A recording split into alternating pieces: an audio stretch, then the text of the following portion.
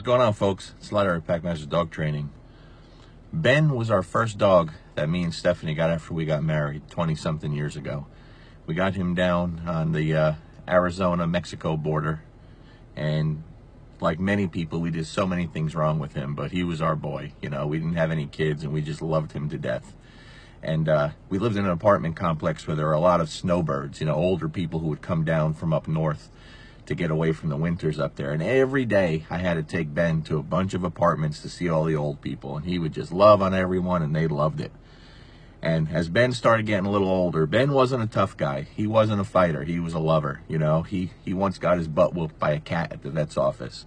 He didn't have a tough bone body, a tough bone in all of his body to hurt a fly. I used to take him for a walk in our neighborhood, and there were these two big, scary-looking dogs that would go crazy behind the fence. You know, they look like, you know, freaking Caucasian mountain dogs, just big, scary, aggressive dogs. They used to go insane, you know, and I used to get a little nervous walking in that area. One day, me and Ben were walking, and as we got past the house, the dogs were going crazy. Well, the fence comes flying open, and they got through, and they came running. And I tell you, I got scared, real scared. And then what happened from that was my little scared Ben, who didn't have a tough bone in his body, got in front of me and started growling and barking and showing his teeth and going crazy. And I kind of couldn't believe this. And those two dogs literally stopped and just stared at us. They stopped barking, they stopped running, they stopped, and they turned around and they walked away. And I swear to you, at that moment when they walked away, Ben looked up at me like in shock. You know, his expression was priceless.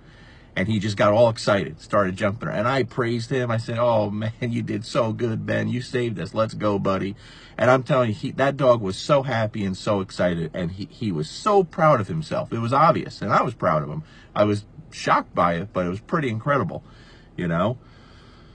And then, you know, when we had Karma, we had a Dutch Shepherd. She didn't live very long. She died of kidney failure at a young age, but Karma was a great dog. Karma, I started traveling around I started taking her with me to give Bruno a break when the weather got warm. And I used to take her out to see clients and do group classes one day, you know, all the time. And one day I was doing a group class for my clients in a Whole Foods parking lot down in Nashville. Real busy area, you know, a lot of cars, a lot of people, and we did things in the open. No fences, no leashes. And Sophia was with me. Sophia was 5 years old, and she used to go with me on the weekends to train dogs. And as I'm talking to a group of people, one of my clients said to me, she said, she kind of interrupted me. She's like, "Larry, should she be doing that?" And she pointed behind me. And when I turned around, Sophia put a bite sleeve on. And I used to do bite work with Karma. You know, she was a pretty driven dog. And she had the bite sleeve on, and she was doing bite work with Karma.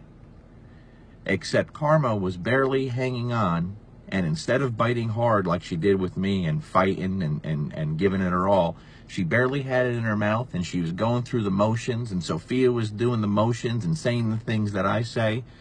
And, you know, when the lady says, "Should she be doing that?" I said, "Well, probably not, but I think she's going to be okay," you know? And it blew my mind how that dog was able to completely understand that this was a small child and she had to behave differently with her. It really blew my mind. I was shocked by that, you know? We had Bear. Bear was our German Shepherd. We took him in at 5 years old. He was my dad's dog. We took Bear in when my dad died. We brought him into our family, you know, with our dogs. And right from the start, you know, him and Renzo were best pals. I mean, best pal. Renzo was real small. You know, I just posted a picture of those two together yesterday. And it was the sweetest thing because every day Renzo would sit with that dog and talk to him. I mean, just for hours sometimes, talk to him. And you would just see Bear sitting there listening to him.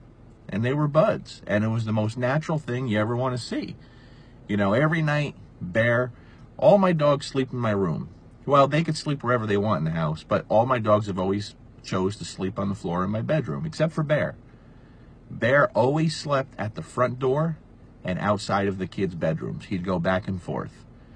And I never felt safer before than I did when Bear was alive, because he was really a phenomenal dog all night long. He slept a lot during the day, but at night he laid at the front door and outside of the kids' doors. And they were just best pals. Him and Renzo were best pals. And when Bear died, he died in the house with the kids around peacefully. And it was devastating to all of us. But my little guy, he took it hard because that was his best friend. He talked about him every day for probably 2 years after that, you know.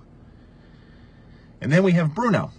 A lot of you guys know Bruno, and I saved him for last because I could tell stories about Bruno for hours, literally, because Bruno used to travel all over the country with me, and he's met hundreds and hundreds of people, and he had a big impact on a lot of people, and he was a real blessing for me. He really was. But there was one thing that jumped out, and that's kind of what started this conversation. What I was thinking about the other day, one day I was in the house wrestling with Renzo. He was probably, I don't know, 3 years old, 2 years old. I don't know. He was young.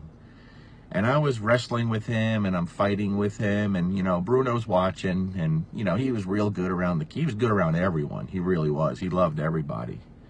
And then I remember Renzo ran away. He took off, and I chased after him. He jumped on the couch, and I grabbed him, and I raised my right arm to throw, like I was going to hit him, you know, like in this wrestling move. And all of a sudden, I felt all momentum of my arm stop. And when I looked down, Bruno had run up behind me, and he grabbed my arm that I was about to hit Renzo with. Now, he didn't bite me. He didn't hurt me. As a matter of fact, when I looked at him, he had very soft, apologetic eyes. Very, very soft eyes. Dog people know what I'm talking about. And I think he was probably waiting for me to get really upset and really angry. I really do. And he just held my arm. And I looked at him, and I said, "It's okay, buddy. Good job." And he let go of my arm, and he snuggled up on me, and I loved on him. You know, I really did. I loved on him. I didn't get angry by that. The way I read it, and this is me, I looked at him, and what he was telling me was, "I love you more than anything. I would die for you, and I will protect you with my life to the end. And I'll do the same for that little boy right there. No one will ever hurt him." That's what I took from it. And it was just an amazing moment. It really blew my... Bruno was always doing things that blew my mind, you know. He's what taught me, he's the dog that taught me that so much of what we think, so much about what science thinks about dogs is wrong. Because I've seen different things come out of him that just blew my mind, you know. And I thought that was a really powerful moment. How much that dog loved everyone, and his natural instincts to protect that young boy, even though I was the most important thing in his world. He loved everyone, my whole family, but I was everything to him. But there was no way no one would ever hurt that kid. Any kid, not even just my kids. He used to look after the neighborhood kids, you know. So I guess my point behind this, guys, is we get so caught up on all the dog training talk, all the bickering, all the methods.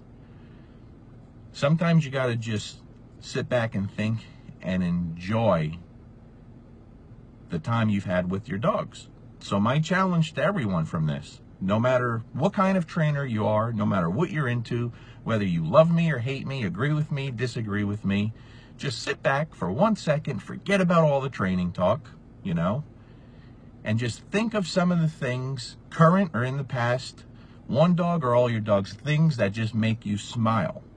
Because when it all comes down to it, all the training talk and everything we go over is to better enjoy our dogs. But I think sometimes we get so caught up in it, a lot of us don't enjoy our dogs. And they're not here very long. And you blink, and then you're at the end. And the dog is gone, and you have a lot of regrets. I truly believe that these animals were here to make us happy and make us better. And they do it all the time. I've been so blessed, you know.